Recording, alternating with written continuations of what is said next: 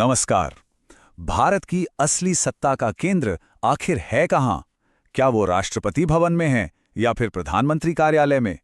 चलिए आज भारतीय संविधान के पन्नों को पलटकर देखते हैं और समझते हैं कि सरकार की ये जो पूरी विशाल मशीनरी है वो असल में चलती कैसे है। और देखिए, ये सवाल सिर्फ किताबी नहीं है। इसका जवाब छिपा है शक्तियों के उस बेहद बारीक संतुलन में जो राष्ट्रपति के पद से शुरू होकर संसद के दोनों सदनों तक फैला हुआ है। तो आइए इसी पावर फ्लो को समझने की कोशिश करते हैं। इस पूरी बात को समझने के लिए हम इसे 4 हिस्सों में देखेंगे। सबसे पहले राष्ट्रपति, फिर सरकार, उसके बाद संसद और आखिर में इस पूरी व्यवस्था को चलाने वाले कुछ और जरूरी स्तंभ। तो चलिए शुरुआत करते हैं एकदम ऊपर से, शासन के शिखर से, यानी भारत के राष्ट्रपति के पद से, जो हमारे राष्ट्र के प्रमुख हैं। संविधान का अनुच्छेद 53 ये साफ कहता है कि संघ की सारी एग्जीक्यूटिव पावर, मतलब कार्यकारी शक्ति, राष्ट्रपति में ही है। इसका मतलब ये हुआ कि थ्योरेटिकली सरकार का हर काम उन्हीं के नाम पर होता है। इतना ही नहीं, वो हमारी आर्म्ड फोर्सेस के सुप्रीम कमांडर भी हैं। लेकिन यहीं पर एक बहुत जरूरी बारीकी है। देखिए, राष्ट्रपति की भूमिका सिर्फ एक फॉर्मेलिटी नहीं है, वो हमारे देश की एकता के प्रतीक हैं और इसी वजह से उनका चुनाव एक खास इलेक्टोरल कॉलेज करता है और उनका कार्यकाल भी 5 साल के लिए फिक्स होता है। इससे होता यह है कि सरकार को एक स्थिर संवैधानिक मुखिया मिलता है। अब जाहिर है, इतना बड़ा पद है तो जवाबदेही भी उतनी ही बड़ी होगी। अगर कभी राष्ट्रपति संविधान का उल्लंघन करते हैं तो उन्हें हटाने का भी एक प्रोसेस है, जिसे हम महाभियोग या इम्पीचमेंट कहते हैं। और ये प्रोसेस जानबूझकर बहुत मुश्किल बनाया गया है। सोचिए, इसके लिए संसद के दोनों सदनों में 2/3 बहुमत चाहिए होता है। ऐसा इसलिए ताकि देश के सबसे ऊंचे पद को किसी भी तरह की पॉलिटिकल इंस्टेबिलिटी से बचाया जा सके।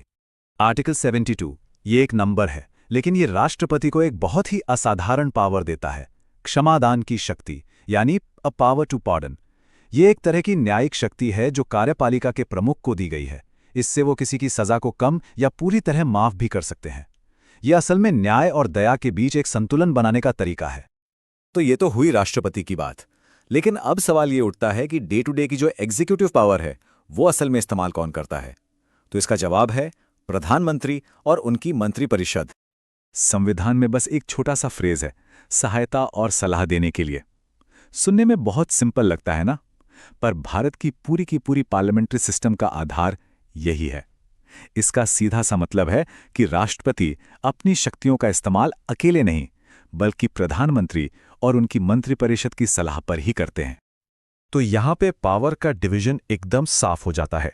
राष्ट्रपति हमारे राष्ट्र के प्रतीक हैं, मान लीजिए जैसे किसी जहाज के कैप्टन, लेकिन जहाज को असल में चलाने वाले, यानी रोजमर्रा के फैसले लेने वाले, वो होते हैं प्रधानमंत्री और उनकी कैबिनेट। और ये पूरा का पूरा सिस्टम ये जवाबदेही यानी अकाउंटेबिलिटी पर चलता है।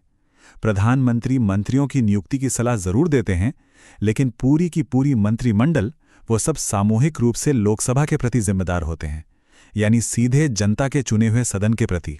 और तो और प्रधानमंत्री का ये फर्ज भी है कि वो सरकार के सभी बड़े फैसलों की जानकारी राष्ट्रपति को देते रहें। ये भी एक तरह का संवैधानिक चेक एंड बैलेंस है।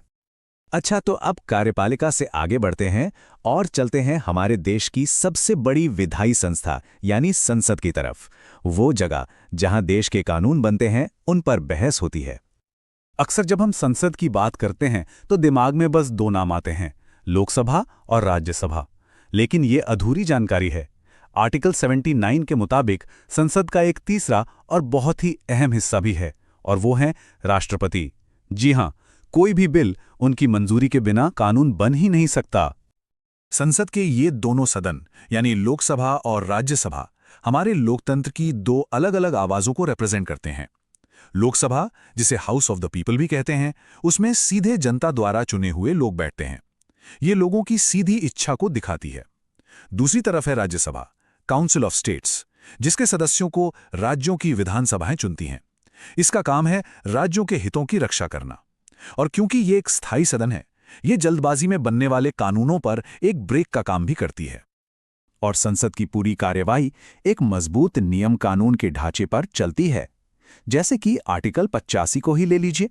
ये राष्ट्रपति को ये अधिकार देता है कि वो संसद का सत्र बुला सकते हैं उसे समाप्त कर सकते हैं और जरूरत पड़ने पर लोकसभा को भंग भी कर सकते हैं। ये दिखाता है कि कार्यपालिका और विधायिका के बीच कितना सीधा कनेक्शन है। तो हमने राष्ट्रपति, सरकार और संसद को समझ लिया। अब आखिर में कुछ ऐसी प्रमुख भूमिकाओं और नियमों पर नजर डालते हैं जो इस पूरे सिस्टम को स्मूथली चलाने में मदद करते हैं। इसमें सबसे पहले आते हैं उपराष्ट्रपति। इनकी भूमिका काफी अनोखी है, एक तरह से ड्यूअल रोल है।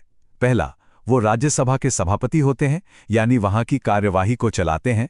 और दूसरा, अगर कभी राष्ट्रपति का पद खाली हो तो वो उनकी जिम्मेदारियां भी संभालते हैं। अब देखिए, सरकार को भी तो कानूनी सलाह चाहिए होती है ना, तो ये भूमिका निभाते हैं भारत के महान्यायवादी, यानी अटॉर्नी जनरल फॉर इंडिया। सीधे शब्दों में कहें तो वो सरकार के सबसे बड़े वकील होते हैं जो कानूनी मामलों में सरकार का पक्ष रखते हैं। यहाँ एक बहुत दिलचस्प बात है। आर्टिकल 88 के तहत अटॉर्नी जनरल को यह अधिकार है कि वो संसद के किसी भी सदन की कार्यवाही में हिस्सा ले सकते हैं, वहां बोल सकते हैं, लेकिन उन्हें वोट देने का अधिकार नहीं होता। है ना ये इंटरेस्टिंग? अच्छा, तो संसद में इतने सारे लोग होते हैं, इतनी बहस होती है, पर आखिरकार कोई फैसला लिया कैसे जाता है? इसका जवाब हमें मिलता है आर्टिकल 100 में। ये एक बहुत ही सरल लेकिन बहुत ही ताकतवर लोकतांत्रिक सिद्धांत की बात करता है। और वो सिद्धांत बस इतना सा है कि कोई भी फैसला सदन में मौजूद और वोट देने वाले सदस्यों के बहुमत से, यानी मेजॉरिटी से लिया जाएगा। बस यही वो तरीका है जिससे करोड़ों लोगों की इच्छा कानून का रूप लेती है। तो कुल मिला के हमने देखा कि कैसे राष्ट्रपति, सरकार और संसद की शक्तियां एक दूसरे से जुड़ी हैं, एक दूसरे को कंट्रोल भी करती हैं और बैलेंस भी। ये कोई कागजी ढांचा नहीं है, बल्कि एक जिंदा सिस्टम है जो भारत के लोकतंत्र को इतनी मजबूती देता है। तो सोचने वाली बात यह है कि भविष्य की चुनौतियों के सामने शक्तियों का यह संवैधानिक संतुलन हमारे लोकतंत्र की रक्षा कैसे करता रहेगा। यानी राष्ट्रपति की, फिर सरकार की धुरी, उपराष्ट्रपति और मंत्रिपरिषद। इसके बाद हम देखेंगे कि कानून कहाँ बनते हैं, यानी हमारी संसद। फिर बात करेंगे व्यवस्था के पहरेदारों की, और आखिर में समझेंगे कि यह पूरा सिस्टम एक साथ मिलकर काम कैसे करता है। तो चलिए शुरू करते हैं देश के सबसे ऊंचे पद से, यानी भारत के राष्ट्रपति से। राष्ट्रपति सिर्फ राष्ट्र के प्रमुख ही नहीं होते, बल्कि वो हमारे संविधान के गार्डियन भी हैं। ये वो पद है जो पूरे देश की एकता का प्रतीक है। सारी कहानी यहीं से शुरू होती है। आर्टिकल 52 बिल्कुल साफ साफ कहता है भारत का एक राष्ट्रपति होगा। और जानते हैं जो बात इसे और भी पावरफुल बनाती है वो है अगला आर्टिकल 53। ये आर्टिकल केंद्र सरकार की सारी एग्जीक्यूटिव पावर यानी कामकाज की शक्ति राष्ट्रपति को देता है। इसका मतलब ये हुआ कि सरकार का हर काम ऑफिशियली राष्ट्रपति के नाम पर ही होता है। अच्छा, तो इस सबसे बड़े पद का कार्यकाल कितना होता है? आर्टिकल 56 के मुताबिक राष्ट्रपति का टर्म ऑफ ऑफिस होता है 5 साल का। ये 5 साल देश में एक स्टेबल और कंटिन्यूअस लीडरशिप बनाए रखने में मदद करते हैं। अब एक बहुत बड़ा सवाल, क्या होगा अगर राष्ट्रपति खुद ही संविधान का उल्लंघन कर दें? यहीं पे आता है एक सेफ्टी मैकेनिज्म।